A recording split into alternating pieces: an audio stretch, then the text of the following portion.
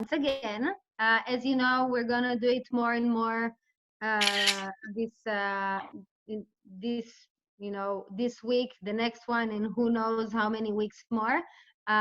Just because we want to stay relevant to you guys, and we want to bring content that will help us to be, together as a community, and also help you go through this situation on a business note and on personal note. So again, if you don't know me, I'm Dandy. I'm managing the Edge program in the IAC together with Dustin and Noah.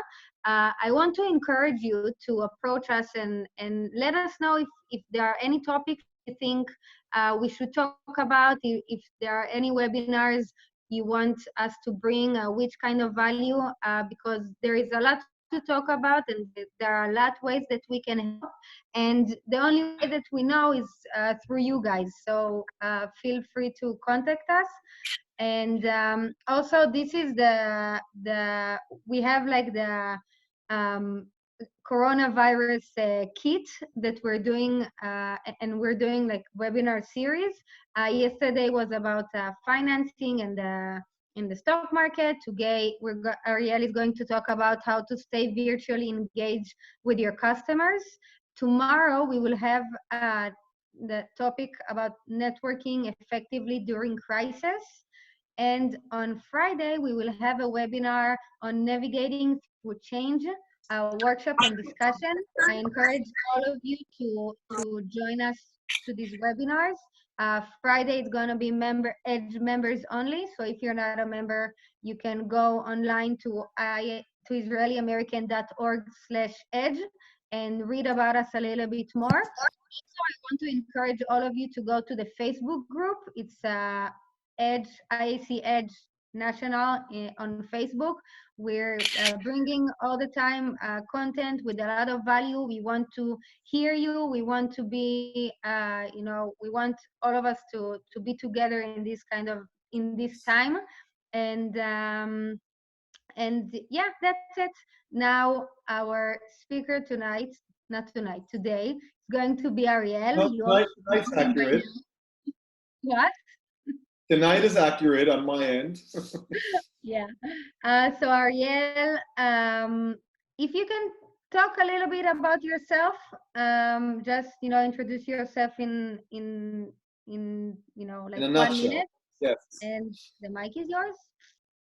Absolutely. Well, first of all, I'm really thrilled to be meeting all of you, especially under these conditions. And I think it's pretty amazing that we have this opportunity given the modern day technology and given an organization like Edge. As you know, my name is Ariel Halevi. I've dedicated the last 17 years of my life, almost 18 years of my life, really studying what I consider to be the human operating system. I started out as a competitive debater. That led to the establishment of a company called Debate, which I opened 17 years ago with my then debate partner, now business partner and close friend, Halvi. And really all we wanted to do was make some pocket money in college, teaching people public speaking. But we gradually realized that there was a bigger opportunity as far as what we could offer people if we expanded our perspective outside of competitive debating and public speaking into the realm of effective communication and the whole universe of influence without authority. Now, because we are great believers in win-win, we realized that the only way to combine persuasion, effective persuasion, with win-win philosophy is to also study the field of decision-making.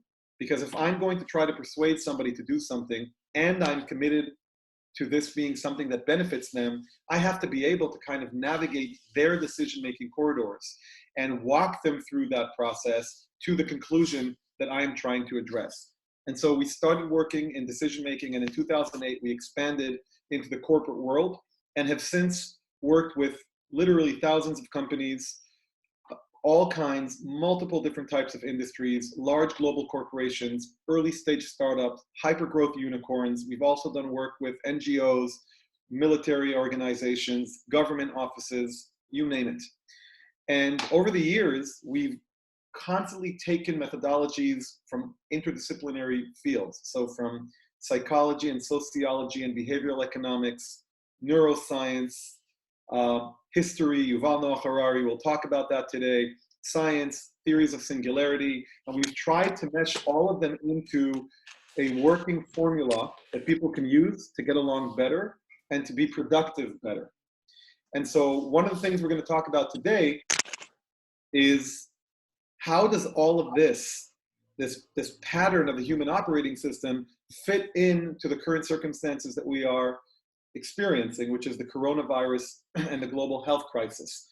And I'll tell you, it may be an extreme situation, but it's not a new situation, not from a macro historical perspective. And that's the good news. It means that a lot of the things that we need to know how to deal with, and a lot of the methods and tools and skills and mindsets that are going to be necessary to survive and thrive in this current situation, actually have been relevant well before Corona spread. Only Corona took it to a very extreme. And that's why this is so difficult. So without further ado, I'm not going to go through a round of introductions because that'll end our session with 28 people on the call. I'm going to jump in. Feel free to interrupt me in the middle. I'm Israeli. I don't get offended very easily. And if there's anything I say that you don't agree with, let's please, by all means, jump into that. So I'm a big fan of summarizing the entire talk with one statement. And that statement is something that we will now expand on and then translate into tangible recommendations that are designed to help you currently engage with your customers. But I think you're going to find that these recommendations have a broad appeal well beyond the application of sales and customer retention in the time of crisis. This is really what it comes down to. If you consider the history, the social evolution, and the history of the Homo sapiens sapiens, we're a creature that's said to be on this planet for about 400,000 years, give or take. We had a major revolution 70,000 years ago, the language revolution, that allowed us to communicate and congregate and coordinate in a way that gave us a competitive advantage over other humanoid species on the planet. It said that there were 14 other types of humanoid species. Within 30,000 years, we pretty much extinct all of them. Extincted, I don't know how you propagate that verb. And we dominated, became top of the food chain. And over the rest of the 40,000 years leading up to today, through multiple different revolutions that we've gone through, the agricultural revolution, the scientific revolution, the industrial revolution, the information revolution, and so on and so forth, and now the digital revolution, you'll see that there has been a common thread that has been happening more and more. It has been creating a situation where the world around us is changing and we have to fight to catch up. Only the time frames we have are becoming shorter and shorter and shorter. And the result over the last 50 years is basically a complete disconnect between the age-old operating system that we have and the modern working circumstances that we operate in. So I think this encapsulates it very well. We may be driving Teslas, we may have landed on the moon, we're looking to conquer Mars, we've split the atom, we're decoding the genome. Amazing, really amazing stuff. But in here, a big part of our brain is still dictated by an operating system that the Nobel Prize winner Daniel Kahneman and his academic partner Amos Tversky basically called System 1. And that's really very important to understand. There are two, the theory today is that there are two operating systems in our brain that dictate how we make decisions. One of them is System 1, one of them is System 2. System 1 is still the dominant system. And that system is trying to come to grips with the current modern circumstances and is failing. And that is manifesting in disorientation, a growing sense of anxiety in light of uncertainty, a huge rate of depression around the world, and a lot of lost productivity in the workplace. Because at the end of the day, we can install the most incredible high-tech, cutting-edge technologies and develop the most advanced work methods, and we'll talk about that today. But if we don't consider that System 1 and how it is embracing these changes, it's not going to work. And if you want to see an example of industries that have understood System 1 and that have thrived based on that understanding, look at politicians, look at advertising, and look at terrorism. Three classic examples that are very smart in understanding how that System 1 works and how to manipulate it. What I'm going to show you today is also what we need to do. We're going to talk about it together to manipulate it, but in a positive way. So we need to understand that these changes are causing big stress in the workplace. And if you've ever worked with a large corporation, if you've ever serviced a large corporation, they're finding it harder and harder to align across many, many different people. And you're now finding it hard to align across a diverse customer base. They're finding it very hard to get along. As a result of that, a lot of conflicts are being escalated. You're seeing silo mentalities in organizations. You could be a company of 10 people and suffer from all of these things because of how complicated the world has become. And what we're seeing is all of these things are simply a manifestation of a missing emotional component.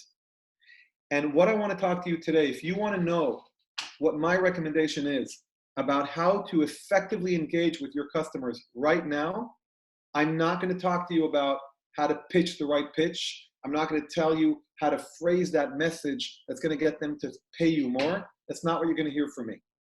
You're going to hear from me today how to engage system one of your customers, predominantly around the emotion of empathy, which is probably one of the most powerful emotions that leads to connection between people.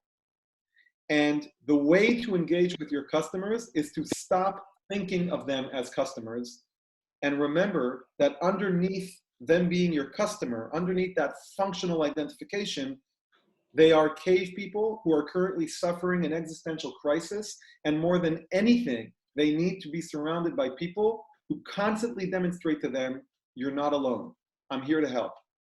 And in the age of scarcity and fear, system one of our brain wants to hoard. Why don't we have any toilet paper left in the world? Why the hell are people buying toilet paper in this crisis? It doesn't matter. It's a system one response.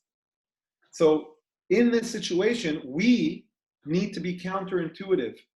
We need to constantly explore what are the circumstances doing to our system one, and how do we meet that with our system two in a counterintuitive way, so that when everybody's running around trying to close the next deal so that their business doesn't go under, the first thing I'm going to recommend that you do is reach out to your customers and say, don't worry about money, how can I help? That will be a very critical building block. Yes, somebody has a comment. Oh, kids are also allowed. Oh wait, we're not muted? You're not muted, but that's fine. Oh, sorry about that. Okay. Let me mute myself. And I'll close the door for a minute. It's banging here and annoying me. So let's talk a minute about operational empathy. In the normal days, before the days of Corona, when we were just dealing with the impossible mission of the digital transformation and the digital revolution, operational empathy was defined as one's ability to understand and relate to the challenges his or her critical interfaces in the workplace were dealing with. And a critical interface within the context of an organization is somebody from another department that doesn't report to me and that I don't report to them. There's no formal hierarchy in the organizational design between the two of us, but there is a codependency between us. So I rely on their cooperation to do my job and to meet my goals. And a lot of times when that happens, we don't come to them with empathy. We don't pay attention to what they need. We don't pay attention to their complexity. We just know we need to get service from them. Where are they? And so on and so forth. And that creates a lot of friction in the workplace. Now take that to the customer-vendor relationship dynamic, right? We are going to call them and relate to them. We're not thinking about their difficulty necessarily. We're thinking about how to survive. They're my client. I want to get more revenue so that I can pay my rent. And so everything in crisis becomes about looking in. And what we need to do is start looking out. And what we need to do is start emanating empathy to those who we most want to maintain a working relationship with. It may not give us immediate short-term returns, but I'm not sure there is a way of guaranteeing immediate short-term returns in a time of crisis when it hasn't yet even been a week since some of the countries have gone into forced quarantine. So that's going to be the general thing we talk about today. So why is operational empathy on the decline? We're going to talk about 3 key trends today. Every one of these trends builds on top of the other in building blocks like Lego pieces. And every time a trend adds to a previous trend, the impact grows dramatically. When you combine these three trends together, you kind of get to understand why System 1 is finding it so difficult to operate in the 21st century. So let's talk about the first one. I don't know how many of you have heard about Yuval Noah Harari, but he is a very prominent philosopher, historian. He came to fame based on his book, Sapiens, A Brief History of Humankind, and was propelled to global stardom. When you read this book, you can summarize the book as far as I'm concerned, in context of what we're talking about now. You can summarize it with this one sentence. We have evolved as a species from social conditions in which we lived in closely knit groups into one big global community. Look at us on this call of strangers. Most of us don't know each other. Some of us have met in previous sessions, but most of us don't know each other. The fact that we're all connecting and communicating right now isn't natural to System 1. If we knew each other, if we had gone camping together, if we had been in the military together, if we had gone through a crisis together, we would have bonded more, and you'll see a lot of bonding coming as a result of this coronavirus. Now, why is that important? Because according to Yuval Noah Harari, we used to interact for the vast majority of our existence on this planet with maybe 50 to 150 people our entire lives. Our entire lives. Now, how many people do we interact with? Just think about it. And what's more important is that 2,000 years ago, 3,000 years ago, and back before that, if you interacted with somebody that you trusted, it was because you had these 5 building blocks baked a priorically into the dynamic. Think about it. Was it possible to interact with people 3,000 years ago without actually being in the same physical proximity? Would you interact with somebody 3,000 years ago that you didn't by definition grow up with or have a shared memory with? Was there ever such a thing as cross-cultural challenges 5,000 years ago? No, because nobody traveled far enough to meet another culture in a way that created that. At least if that happened, it was very much the exception to the rule. And if I knew somebody, then you knew them too, because we all grew up together. All of these things translated into a foundational sense of trust between people. Now, today, how many people do we interact with? Thousands of people, and not during our lifetime, but every day. And if you think about it from a social evolutionary perspective, the word interact doesn't mean having a conversation. That's a very high quality interaction. Interact means that those people are in your physical proximity, close enough to cause you harm. So when you cross the street and you wait for dozens of cars to go by, that's an interaction, because every one of those cars could hit you. And when you're on the bus or in the subway or on the train or anywhere, you're walking down the streets of New York, you're surrounded by thousands of people, each of which, if wanted to, could kill you. That's modern circumstances. That's new. That's maybe 100 years old, 500 years old.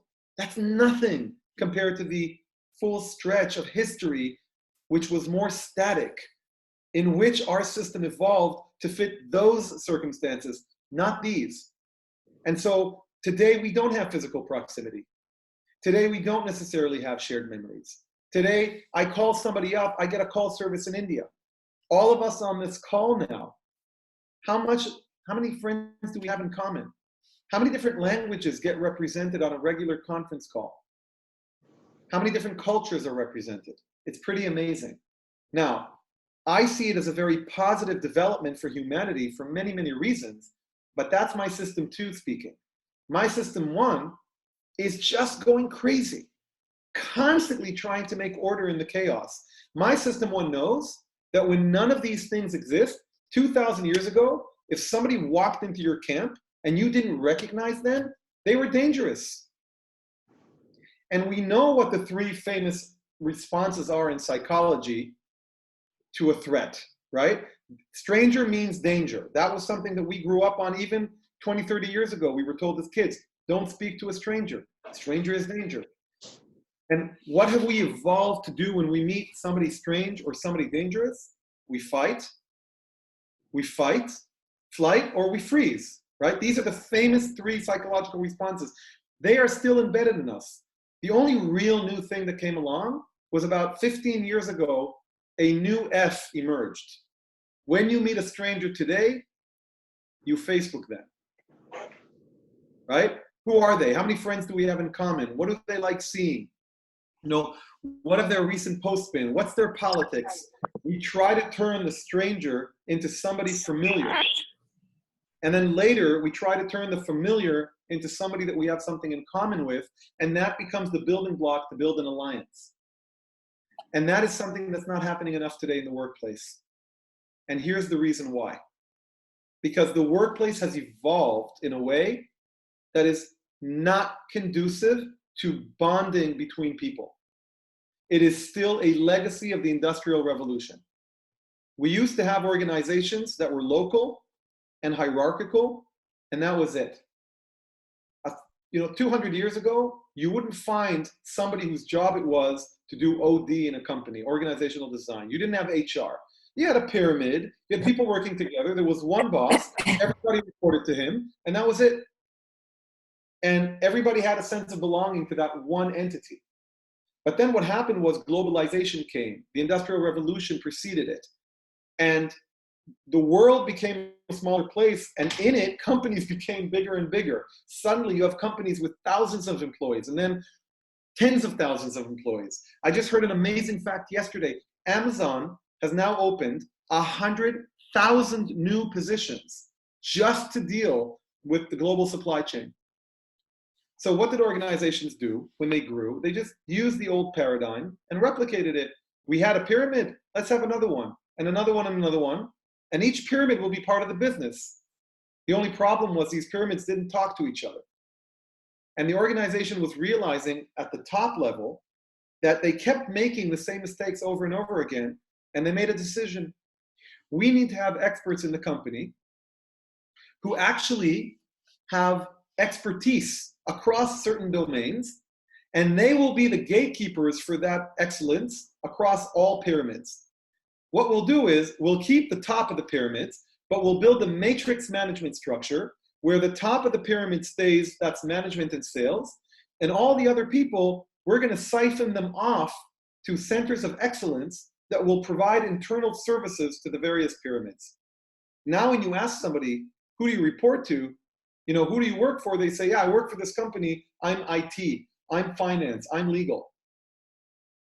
Problem is that created a new reality in the workplace where, yeah, we had people who were experts in all of these fields, but the byproduct was complete structural fragmentation. Now, instead of having one company, you have a collection of professional departments, and each department gets measured differently, right? Because you can't measure finance the same way you measure IT. And as a result of them being measured differently, they compete. Who is more important so that they can get the resources from the same source up top?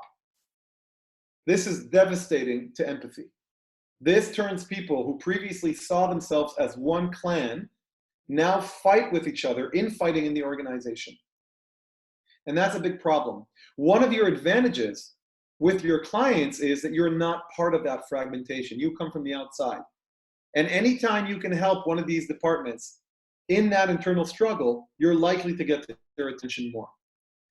Best case scenario, you build relationships with multiple key stakeholders within your clients' organizations, and you become Switzerland.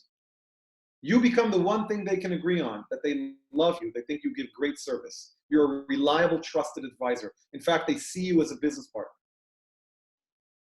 Last but not least, about 40, 50, 60 years ago, we saw an incredible new type of innovation around our ability to communicate with each other. I still think it's mind-boggling that I'm sitting here in Israel and you're sitting in various places in the United States, 6,000 miles away, and my voice is carried to you through satellites instantaneously. It's amazing. We can definitely reach more people faster than ever before. So why do so many people feel that the quality of communication is dropping? We're seeing a rise in communication tools, but we're seeing a decline in communication quality. And that gap, which is growing, is what we call the communication gap. Why is it happening? It's happening because these incredible communication tools are still unable to fully carry all of the signals that usually get transmitted and received between people when they actually communicate with each other with physical proximity. As I'm speaking, and unfortunately I can't see you because I'm sharing the screen, some of you are either frowning in disagreement or nodding or smiling.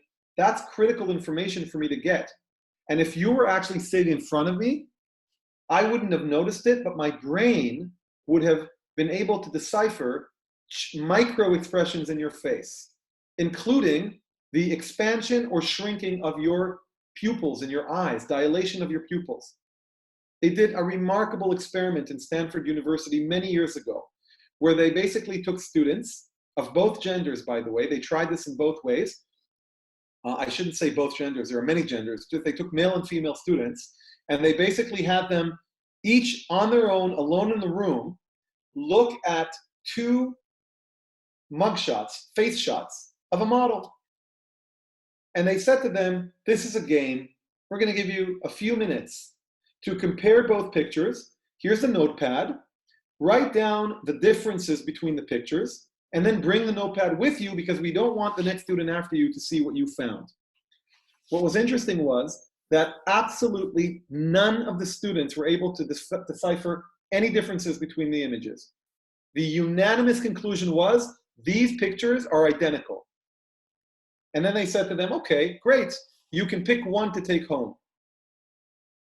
Now, the expectation was that the distribution of choice between one picture and the other, given that they're identical, would be 50-50.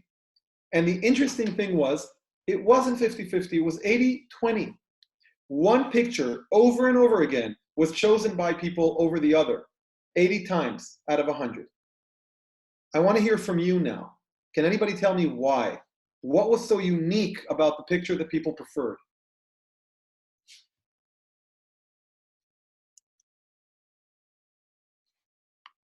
If you think I'm doing all the work on this webinar, you have another thing coming. My friend, I missed the question. Can you repeat it, please? Absolutely. Did you hear the example of the, did you hear about the experiment itself? I heard about the study, yes, and I thank you for mentioning that. I'm actually well familiar with that study, but I missed your question. My question was, what was unique about the picture that people preferred?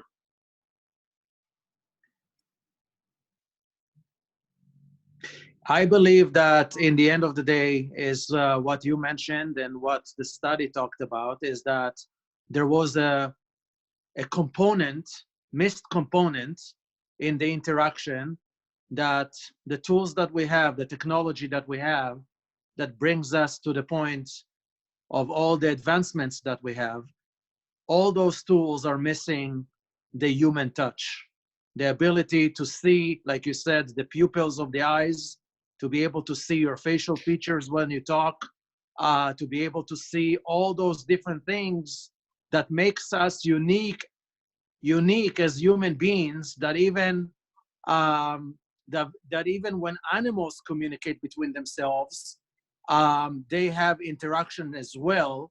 But what makes us even more unique is that we took it to the next level. But when we took it to the next level, we forgot to bring that one uniqueness. We forgot to bring it to the top notch. So that's my opinion about it. Yeah, so you're absolutely right. You touched on it in your answer, right? So there was actually a difference between the two images of the model. One image had the model with slightly dilated pupils, and that was the image 80% of the people preferred. Mm-hmm. Why? Hi, Noah. Why? Why did people prefer the image with the dilated pupils? Because when you talk, the eyes opens. No, The- not the- necessarily. The, Not the, necessarily. There's the something pupils deeper than that. opens. Our pupils dilate, and you know, when I teach this in universities and colleges, Because they're the window to the brain. That's why. Empathy. You can look into somebody's eyes and see their brain when they're talking in their eyes. When you look in but their I'm eyes. talking, Shai, I'm talking about something much more nuanced than what you're saying. I'm looking at the biological responses of our body under interpersonal conditions. And the answer is this. Okay. Our pupils dilate, and this is always funny because when I ask this question in an open way in college, I ask, when do our pupils dilate? The most common answer I get is when you get high, right? So I'm not talking about when you get high. I'm not talking about when it's dark outside. I'm talking about interpersonal dynamics. Our pupils dilate when we see somebody that we are attracted to, or when we get excited, which is, by the way, what happens. When we get excited, what else happens when we're attracted and aroused? Blood rushes to our face. We blush. Energy goes up. So the students were looking at these two images, right? And they couldn't tell the difference, but they knew they had to choose one. System 2 couldn't find the difference, but System 1 could. System 1 looked at the image with the dilated pupils and said to itself, she likes me. I think I'll take this one. And they did it over and over again. And they repositioned the pictures on the table. And they had men look at women and women look at men and all vice, and over and over again, the results were the same. Now, can we see each other's pupils on this video conferencing call? We can't. I can see yours. Can we? You can see mine? That's frightening. Yes, I just zoomed on it. Don't look, don't look. Okay, right? I guess your computer arises you. Listen, we tell people, if you're going to have a difficult call with a client, think about something relaxing before you make the call. Think about a joke that makes you happy. Think about a memory that makes you inspired. Voice carries emotion. That's right. And so the aspects of the fact that we have digital tools today that simply do not carry the signals that are so important for the emotional interpretation. That modern communication tools have evolved to support functional communication, but not emotional communication. And that's a big deal because we need the emotional component, which, by the way, is probably why this happened. How many of you use emojis? How many of you feel comfortable using an emoji in an email or a text message to a client, to an employee, to an investor, to a supplier? So this is a generational thing. And what I will encourage all of you to do moving forward is to find ways of going back to basics and compensating in how you interact with your customers and beyond, based on your understanding of all of the good things that these three historical trends have given us. The fact that we've evolved into a global community is a wonderful thing, even if right now we're paying the price for it. And the fact that organizations became matrix managed, excellent for productivity, good for the economy. And the fact that we developed amazing communication tools, wonderful. But now that we know what price was being paid, what was the sacrifice of these evolutions, we each have the power to compensate for that on our own. We don't have to change the world. We just have to change ourselves, right? We have to constantly find ways of incorporating empathy back into the equation, incorporating emotion back into the equation. Now, with this in mind, I want to move to a different phase of our session today. And I want us to have an open conversation about how do we do this? So I'm happy to give you a few tips, but when I look at the number of people on this call and the average number of years you have in experience, the collective intuitive knowledge represented by all the people on this call will undoubtedly eclipse my professional knowledge over the last 17 years. So I will give you a few tips now and a certain approach, which, by the way, I'm using with my customers right now, because I'm also a service provider and I'm also experiencing this crisis. I'll share those tips with you. Some will be original, some will not. Some will be more difficult, some will not. But at the end of the day, I also want to hear from you, because I think the opportunity to share information on this webinar is very valuable. So let me give you a few recommendations. Number one, allow yourself to express more emotion than usual. In times of crisis, people revert to a more basic mindset, one which is more visceral. And I start every call right now with, tell me how you're doing. How's it going? Where are the difficulties? People need somebody to talk with, and they can't always do it with the people in their company because they're busy being strong and they're busy being productive. Before coronavirus and working from home, people had refuge at the end of the day. They'd go home and they would talk with their spouses, boyfriends, girlfriends, whatever. And if they weren't married with kids, they'd go out and talk around the bar table. And they had a release. Mm-hmm. A lot of people don't have that now. They're cooped up in their homes, working while parenting. They're being suffocated. They're suffering from cabin fever, especially those who are used to being outside a lot, especially those who are used to working 12 hours a day before coming home. Mm-hmm. They need somebody that they can talk with. And sometimes it's actually easier if it's somebody from outside of their inner circles. Now, this is a blanket statement that you need to validate on a case-by-case basis, because not all of your clients will want to talk to you. And not all of the clients that you have a relationship with now carry a relationship that allows for that level of vulnerability. But if you demonstrate the behavior yourself, you will be giving them permission to do so. So, for example, every day now for a week, I start my morning calls with my people. We're about 15 people on my team. I start with, how's everybody doing? Hey, I just want to remind all of you that if you have anything you need to talk about, I'm here. And I want to tell you something difficult that happened to me yesterday. And the first few days that I did it, people were like, yeah, that's okay. Thank you. It's really nice of you to say. Day 1, day 2, day 3. But the 7th and 8th time that I did it, and I didn't just do it in a group format. I did it one-on-one. And I constantly said, listen, strong people have breaking moments too. This is an existential crisis of a global level. If you need somebody to talk to, you can talk to me about anything. If you need a few hours off, take it. It ultimately, it filters and it syncs. And suddenly people do it. I put together a group of friends that I have all over the world, and I said, let's all have a party every night virtually. The first night, nobody came. The second night, 1 person came. Yesterday, 6 people came. So a consistent, persistent, but also sensitive and respectful approach to your customers that says, we are people first. We are customers and suppliers second, will go a very long way. It may not go a long way with everybody. It may not go a long way the same pace with everybody.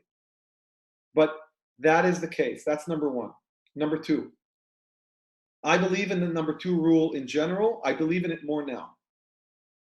Give before you try to get. Create value before you try to reap reward. This is in general a good practice. And there's a wonderful fable, a book, which is like a fable called The Go-Giver, which I think is a wonderful book. It's a simple book. Don't expect this academic, but it's a wonderful story. And it basically tells the idea of give before you get. Now, what happens in times of crisis? What does System 1 want to do? System 1 in times of crisis reverts into the paradigm of scarcity. There isn't enough. So let's get first. Let's go to the supermarket, buy everything off the shelf. Let's be the first ones to call our customers and get them to sign another monthly retainer with us. That's what your System 1 is doing. When I said you need to be counterintuitive, here's an example. Call your clients and say, look, I know you're not in any place to sign deals right now. but my time is available. Forget the money. How can I help? Because anyway, deals are frozen. So why not transfer that? Why not convert that with goodwill? And if all people around them are responding the same way in survivor mode, and suddenly you show up and say, I'm okay. What do you need? Tell me what you need. I may not be able to give all of it to you because I'm offering this to other people around me as well. But how can I help? You're not alone. I know we don't know each other very long, but I'm sure there are things right now where you're swamped. Is there anything I can do for you? That's it. That will go a very, very long way, and it will outlive this crisis. Now, you may not be able to do it with everybody because you won't have the capacity. I get it. That's where you need to prioritize. This is where mapping out your customers, and I'll give you three different categories of how to map your customers, and then do it based on that. 1, some of your customers are strategic. 2, some of your customers are tactical. 3, some of your opportunities are distractions. In times of crisis, you're going to try to grab anything that comes your way. Don't. Fight the urge. And ask yourself, which of my clients checks off multiple boxes in a way that makes them strategic to me? Those are the ones you're going to call first. Which of my clients check off only part of those boxes? They don't carry long-term strategic value for me, but they generate some revenue and connections. They're tactical. Call them too. Now, if you really want to adopt the give before you get philosophy beyond the boundaries of commercial gain, leave some time to help people who will never create any value for you. Why? Because a rising tide lifts all boats, and because getting into the habit of helping and helping somebody who may be worse off than you will give you perspective, and the appreciation they express to you will give you energy. So this is a little bit beyond the mandate that I have with you on this call. So I just wanted to mention it, but that's not the heart of it. The heart of it is you need to be very strategic about how you look at your opportunities at your clients, but you also need to see them as human beings first. And that's a good balance. Don't try to be relevant if you're not. I cannot tell you how many times in the last 2 weeks I have been approached. Why don't you write a post? Why don't you do a video?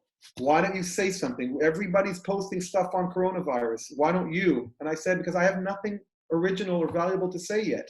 I don't know what to recommend. I am also dealing with uncertainty.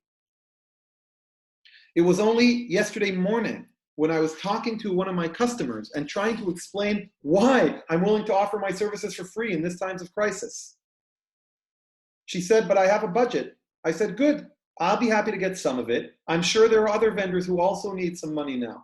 Why don't you spread it across 3 vendors? She couldn't figure me out. And I said to her, because we all gain when this happens. And I have this, and of course the underlying message was, I'm sufficiently financially stable to do this because I'm successful. And people want to work with people who are successful. So it connects the dots all around. And it alleviates the pressure on them. They don't need more pressure right now. They're dealing with a ton of pressure as it is. They don't need another horde of vendors pressuring them to milk them for some money because they also try to survive. So that's the counterintuitive approach. So yesterday morning, I was explaining this to a customer. And in one of the things that we were talking about, I said to her, look, I don't know, I get that there's a crisis, but in all honesty, if you look at this from the bird's eye view, there's nothing new here. This is simply a more extreme trend that was preceded by a previous trend that was really doing the same thing, only a little bit lighter, which was a digital revolution. Anyway, people were dealing with working from home for the last 20 years. Anyway, people were dealing with virtual groups. Anyway, people were dealing with unbelievable uncertainty because the market changed every 2 years. All the corona did was take a pre-existing condition and accentuate it. Once I realized that, I had something to say. So don't try to be relevant if you're not. You want to constantly find where you can actually create real value. Then you need to create the opportunity to deliver that value. And that opportunity lies in empathy and in the concept of giving before you get. Now, if two clients are calling you and saying, hey, I need your services for $50,000 a month, don't do what I just said. Take the deal. The premise of what I'm suggesting is that the efficacy of trying to close deals right now, right, the ability to actually go through a full sales cycle with a customer in the current conditions, and probably for a few more weeks, has declined so dramatically that you might not want to spend the same amount of effort on something that has 5% chance of succeeding where before it had 50, because then you'll be left with nothing and you will not have created an alternative benefit, which is rapport and trust and relationship building and empathy and a sense of goodwill. Now, there's a science behind what I'm telling you in social sciences, because when you behave in a way with people, there is a concept called reciprocity. It's part of behavioral economics. Reciprocity is a natural human tendency to respond in kind. And it works in a good and bad way. So they did a wonderful experiment with waiters in restaurants. And they did it in restaurants where the waiters would come with the bill and a few pieces of candy. Now, traditionally, when they come with the bill, if there are 4 people around the table, they give 4 pieces of candy. They told waiters to either bring less than 4 pieces or variations of more than 4 pieces of candy. And then they correlated how much tip they got.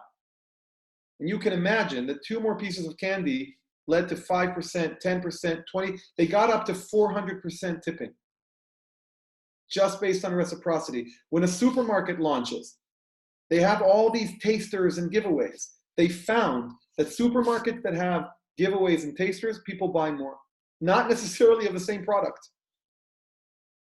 Because we have an innate sense of justice and we need to reciprocate.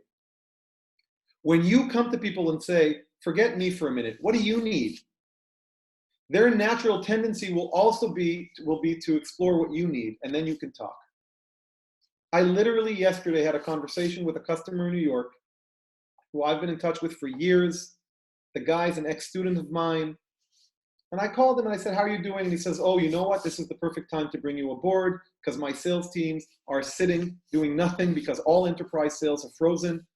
What can you do for me? And I said, we can do this, we can do this, we can do this. And then he said, how much is it going to cost? And I said, it's not going to cost. He says, why is it not going to cost? I said, because I made a decision that for the next 4 weeks, I'm not chasing money. He argued with me and said, look, that's unacceptable to me. So I said, so fine, pick whatever budget you want and come back to me. Now, I don't know if they'll have a budget or not. It doesn't matter. What matters is that I'm going with the flow. And if right now nobody is ready to deal with closing deals, I'm not going to be an additional point of pressure on them. Number 3, a lot of times when we go after deals with customers, the majority of people don't do the kind of legwork and research that would otherwise give them better opportunities to sell. Because there are so many things to do in the regular day when we're running about that if we're lucky, if we're diligent, we read up about them a little bit, we see their website, we know their industry. If you have more time on your hands right now, one of the best things that you can do to close deals is to spend more of that time getting to know your customer remotely. Study them, read up about them, go to their website, follow their social media, look at what they're posting on LinkedIn, share their posts, comment on their posts, tag people on their post. Be there, be a variable in their environment. Once, twice, 3 times, 4 times. When you do it enough times, you become this constant in their top of mind consciousness. And when it's time to stir up a conversation with them, they're more likely to respond to you. So with that in mind, and there's more, but I actually want to hear from you. we have enough time now to have some of you share your thoughts. And of course, if you have some questions, I'll be happy to address them, because I want to make sure that I'm actually giving you something that works for you. There's always the risk of the examples that I'm giving you being from, you know, other domains that may not be relevant. This is your opportunity to reel me in and tell me, Ariel, you kind of lost us here. I'd like you to talk about this. So Ariel, don't forget. Ariel, Yes. this is Rom here, and Yeah. I gotta tell you, when I got in the middle, and I'm in the middle of of the work, so I was focusing, and I just put you on the side and kind of listened with one ear. At a certain point, I was completely and 100% fully with what you just said, and it inspired me so much that I think this is a beautiful thing that you just said. I think it's so important to hear this kind of a leader like you talking and talking to us that way, and reminding us that everything is just in perspective. And I think it was very beautiful, and thank you for that. Thank you. I appreciate that. I hope I didn't kill your productivity, because you were doing two things. No, I'm gonna leave after in a few minutes. I'm gonna come back to it. Thank you. I appreciate your comment. Okay. And- Ariel. Yes. Hi, my Owen. name is Oren Golden. I really enjoyed your webinar and discussions. Thank you very much. I think all of the ideas you just recently mentioned were very straightforward to the point. I've actually used some of those methods that you have expressed, especially. I work in the solar energy sector. I'm a sales and marketing consultant for our company, Golden Solar, in the Sunshine State of Florida. I'm also an IEC Edge board member for the Florida board. And what I wanted to share with you is that method that you mentioned of giving that free sample that you, as the example that you used, of getting a free sample in the supermarkets and stuff like that. I do that actually in every meeting I have with a customer. Right after I analyze what their average monthly electricity bill is, and design a virtual, on the software program, a virtual solar layout for them with the number of solar panels they would need to get to net zero for their home. And I email that to them right away, right in front of them. And they're very appreciative of that I did that analyzation. And it really helps me close the deal more often since I started using that method. Wonderful. Tommy, you're next. Hey, hello. So I wanted to ask about, so I work for a company here in Florida, and we're a small startup in the liquor industry. I'm struggling right now between trying to stay relevant, because as a sales rep, I'm always out and about. I'm communicating fluently with my team. They know what we're doing. They know how we're interacting. But right now, I'm having stress that my boss is obviously trying to respond, corral everything, and staying away from distracting or causing any other delays. And I'm getting mixed messages from my company, and I'm trying to deal with that, of how to work remotely. And so far, I'm the only one in the company who decided to work remotely. So I'm not 100% sure I understood the question. Let me see if I can repeat it and tell me if I've missed anything. You're the first person in your company to work remotely. You're limited in your movement, which is a key part of the work that you do. And you're now getting conflicting messages in your company as far as what should you be doing? Not exactly, just the company has an expectation for everybody to keep on going out and selling. I chose against it out of a personal decision. At the same time, I'm trying to create value for the company and to prove to them that I'm still obviously doing a lot of additional work, trying to reutilize my time. But by reaching out to my team, I'm trying not to distract them from them. So there is a couple of things going around, but it all boils down to how to stay relevant, how to make sure you're not going against company policy, and how without actually distracting from their crisis management. So how do you balance all of that?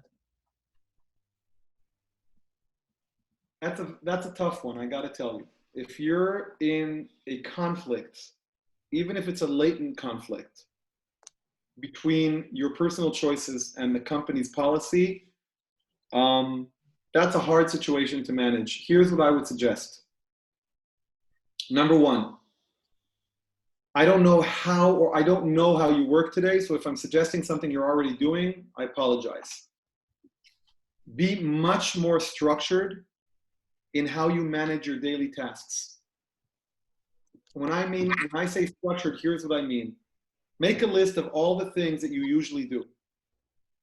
Make a list of those things, of the things that you can still do in your home. Prioritize them based on their potential contribution to the company. So there's a methodology, which I won't go into today, called value orientation, which is a methodology that helps calibrate our brain around what actually maximizes the creation of value. It's a method that you can use when facing a customer, and it's a method that you can use when managing yourself inside of an organization. So here's what you want to do, Tommy. You want to write down, if you have that information, what are some of the top objectives your company is trying to achieve? Whether it's sales or customer retention or distribution or employee retention or geographic expansion. Write down, try to figure out what are the people who are dictating policy in the company right now. What are they trying to achieve? What would they consider success to be? Number two, try to map out what you think the obstacles are that they are facing. Number three, make a list of all the things you need to do in your role, and then prioritize the things you need to do based on their potential impact on the objectives in light of the obstacles, right? So I want you to try to prioritize your objectives, your tasks, within the strategic context that they're in. Because the goals and the objectives are what we call the organizational strategic context. The tasks that you can do, keep doing. The tasks that are being affected by you working from home, sit and do a brainstorming session with yourself, with your team, with your friends. How can I still do them, even though I can't leave? What are methods that I can use? Are there new technological tools? Can I delegate some things to people who aren't staying home? And finally, and I take this with a grain of salt because I don't know enough about your relationship with your supervisors, but you might want to come to your supervisors and say, look, I know I'm the only one working from home, and I know that the company is trying to encourage everybody to go and about. I sat down and created this analysis of how I might continue to be as productive as possible in light of these goals, and I'd love to get your feedback. That form of communication with them sends a very powerful message, which is, I'm not caring about the company. I do care about the company. I've actually sat down and built this whole plan because of how important it is for me to be productive. And I acknowledge that you are still the policymakers. So I'm bringing this to your doorstep and I want your guidance. And here's why I chose to be at home. Maybe you don't know, but I have elderly parents. Maybe you don't know, but I have, and I don't know what response you're going to get, Tommy, because it really depends on what state of mind they're in and how evolved they are managerially, and what relationship you have with them. So I don't know to tell you exactly what to expect from this, but if they are mature managers, they will immediately identify the thinking and the effort that you put into it, and that alone should improve your rapport with them. Understood. Okay, guys, I Good will point. have to stop you. Yeah. I'm sorry. It's never enough, our time with Ariel. We always need more, but I really want to respect our time and that we set in front. And so again, Ariel, I want to say thank you so much. Maybe we'll have more webinars with you in the future. I hope so. And I put the link of our Edge Facebook group and the Edge website in the chat. Please make sure you go there and you check our webinars. It's changing all the times. Tomorrow we will have a webinar about networking effectively during crisis. And on Friday, navigating through change, workshop, and discussion. Thank you all for joining. Gandhi, Yeah. I have a question for you. Is that webinar was recorded? Yes. Dustin, where it will be? It's recorded and you can find it within 48 hours on the IAC Edge website. If I could just say Awesome. one thing. First of all, I added my, my contact information. So you're all welcome to contact me. Remind me, please, where we met. So I have some more